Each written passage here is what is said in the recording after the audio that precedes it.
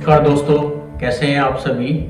आज हम अपने वीडियो में आपको एमएसएमई लोन्स के बारे में जानकारी लेकर के आए हैं। जैसा आप सभी जानते होंगे, एमएसएमई का फुल फॉर्म है micro small and medium enterprises. साथियों, आप इस सेक्टर की इम्पोर्टेंस इसी से लगा सकते हैं कि हमारी गवर्नमेंट ऑफ इंडिया ने एक मिनिस्ट्री जो है एमएसएमई को लेकर के बनाई हुई है। जीतन राम मांझी जो है इसके मिनिस्टर हैं। और साथियों, आपको बताना चाहूँगा कि हमारे देश में 4 करोड़ एमएसएमई लोग हैं जो इस फॉर्म से रजिस्टर्ड हैं और हमारी जीडीपी में इस सेक्टर का 30% हिस्सेदार है।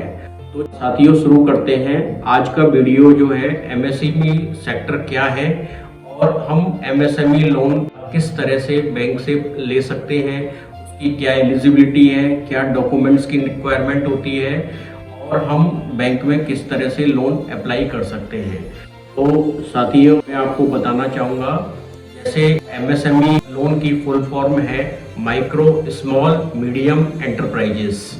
एंटरप्राइजेस का मीनिंग हम जैसे सभी लोग जानते हैं कि ये बिजनेसमैन और एंटरप्रेन्योर्स के लिए यूज़ होता है जो अपने सेल्फ एम्प्लॉयड होते हैं और अपने बिजनेस को ग्रो करने के लिए आगे बढ़ते हैं। साथियों, बताना चाहूँगा कि ज़्यादातर एमएसएमई के अंदर 2 तरह के सेगमेंट्स होते हैं, एक मैन्युफैक्चरिंग और एक सर्विस इंडस्ट्री। मैन्युफैक्चरिंग में जैसे हम जानते हैं कि हमारे चारों ओर जो भी प्रोडक्ट्स हम इस्तेमाल करते हैं वो कहीं ना कहीं एक मैन्युफैक्चर होकर के आते हैं, तो वो मैन्युफैक्चरिंग इंडस्ट्री के अंदर आते हैं। जैसे चाहे हमारे रोजमर्रा की इस्तेमाल करने वाली चीज हो, जैसे हम लोग गेहूँ खाते हैं, हम लोग जो है किसी भी तरह की दाल, एडिबल ऑयल्स या किसी भी तरह के मिनरल्स यूज करते हैं, स्पाइसेस यूज करते हैं, वो सारे जो है मैन्युफैक्चरिंग इंडस्ट्री के अंदर आते हैं। यही मैं दूसरी सर्विस इंडस्ट्री की बात करूं तो उसके अंदर जो है जो सर्विस इंडस्ट्री, चाहे हम अपना लैपटॉप रिपेयर करा रहे हों, हम लोग जो है किसी कॉन्ट्रैक्टर या किसी भी व्यक्ति की हेल्प ले रहे हैं, वो सर्विस इंडस्ट्री के अंदर आता है। तो साथियों, आपको बताना चाहूँगा कि जो भी हम अपने चारों तरफ जो भी लोग देख रहे हैं वो या तो किसी मैन्युफैक्चरिंग इंडस्ट्री से जुड़े होते हैं या एक सर्विस इंडस्ट्री से जुड़े होते हैं। आपको यहाँ पर एक यही भी चीज़ बताना चाहूँगा कि जो हमारे आसपास के शॉप वाले आप देखते होंगे कि वो किस इंडस्ट्री में उनको क्लासिफाई करेंगे, क्योंकि ना तो वो किसी को मतलब किसी तरह से कोई मैन्युफैक्चरिंग कर रहे हैं या वो किसी तरह के उस तरह से इन्वॉल्व है।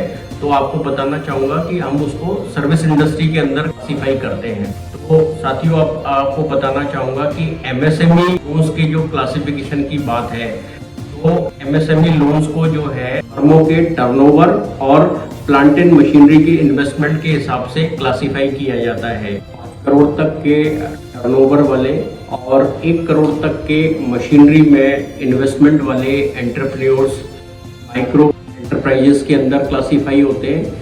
और इसके अलावा 5 करोड़ से लेकर के जो है 50 करोड़ तक के टर्नओवर वाले एवं 1 करोड़ से लेकर के और जो है 10 करोड़ तक के प्लांट एंड मशीनरी वाले एंटरप्रेन्योर स्मॉल एंटरप्राइजेस के अंदर, और इसके बाद के जो है 50 करोड़ से लेकर के 250 करोड़ तक के टर्नओवर और 10 करोड़ से लेकर के 50 करोड़ के प्लांट एंड मशीनरी के इन्वेस्टमेंट वाले एंटरप्रेन्योर जो है मीडियम एंटरप्राइजेस में क्लासीफाई होते हैं।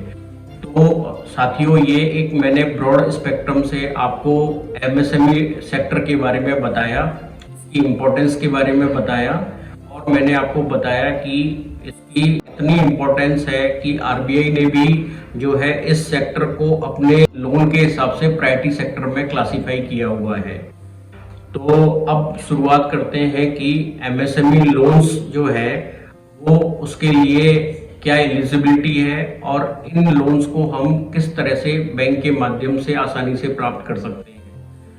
तो जिस तरह से हमने इसके क्लासिफिकेशन की बात करी, तो यहीं पे जो है हमारी एमएसएमई की जो फर्म है उनके क्लासिफिकेशन के हिसाब से जो फर्म है वो प्रोप्राइटरशिप हो सकती है, पार्टनरशिप हो सकती है, प्राइवेट लिमिटेड हो सकती है और लिमिटेड फर्म भी हो सकती है।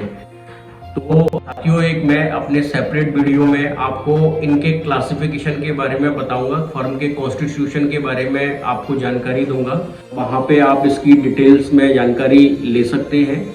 तो आपकी फर्म जिस भी कॉन्स्टिट्यूशन के अंदर आती है उसी के हिसाब से आपको जो है डॉक्यूमेंट्स जो है वो बैंक में रखने होते हैं। इसके अंदर जो है आपका जीएसटी सर्टिफिकेट होता है और एक उद्यम रजिस्ट्रेशन होता है जो डीआईसी से इशू किया जाता है।